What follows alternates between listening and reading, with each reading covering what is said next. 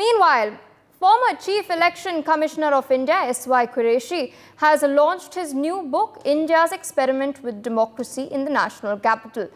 During the launch of the book, S.Y. Quraishi has delved into the multiple facets of the functioning of a democracy, especially at a time when people are gearing up to cast their ballot. In addition, he has also discussed about the powers of the Election Commission as a non-partisan body and its relations with the government. In his book, India's Experiment with Democracy, the former Chief Election Commissioner has examined key questions that face India today. Meanwhile, my colleague Akshit Gupta has had an exclusive conversation with the author himself as well as a senior journalist Aarti Radhika Jarat. Let's take a look. I have with me Ms. Aarti, veteran journalist. Ma'am, my first question to you as we are heading into elections. So, according to you, is 2024 a done deal?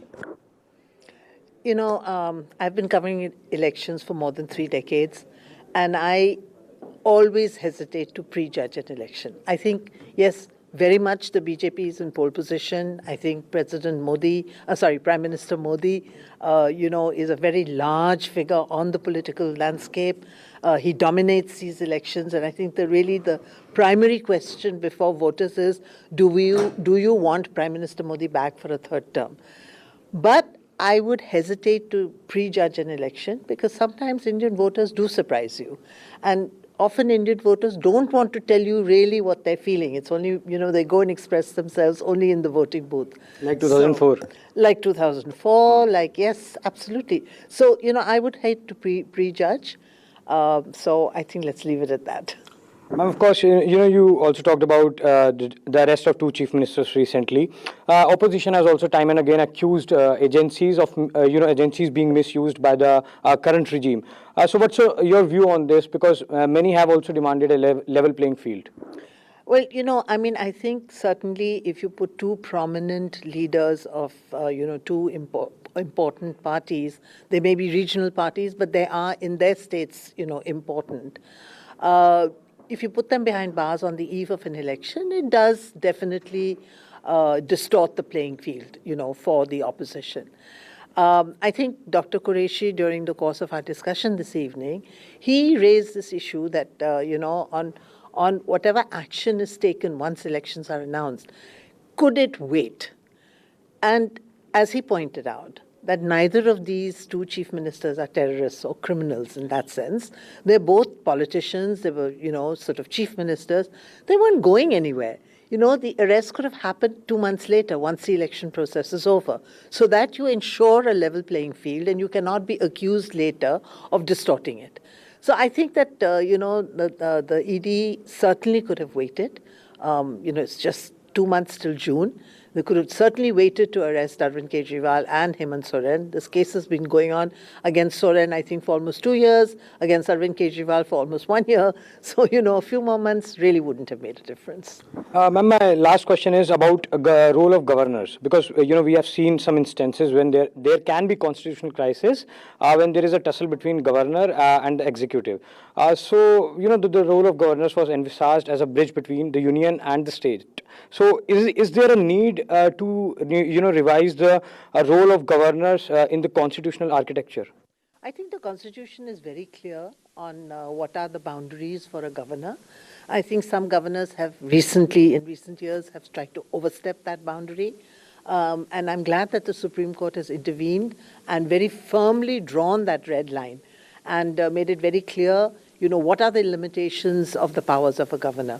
And so I think that as long as, governors adhere to what is in the Constitution, there's really no scope for clash. Thanks a lot for the conversation, ma'am. So there, of course, you heard the veteran journalist, Ms. Aarti. In New Delhi with camera person Akash, Akshit Gupta for NewsX. We have with us S.Y. Quraishi ji, the former Chief Election Commissioner of India. So when it comes to election, it's also the test of liberal values. So how do you view the current situation in India? Well, liberal values like secularism, tolerance, casteism, these are the values which are tested during election every time. And they are on test this time also. And we have to be conscious of it, and we have to make sure that we do not allow these to be diluted. Yeah. Sir, recently the Chief Election Commissioner, the appointment of it was actually altered in the Parliament. So do you think the executive has been given more power? No, executive already had a lot of power.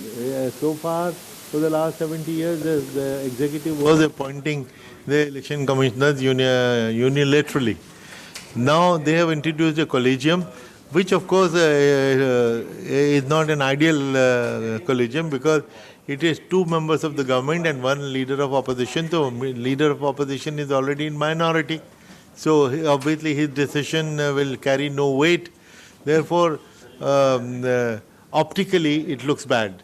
Because collegium with which we are familiar, which is working for 15-20 years, which consists of Prime Minister, the Chief Justice of India and the Leader of Opposition, they have been making appointments to CVC, CIC, Director CBI, so the same collegium should have continued at least.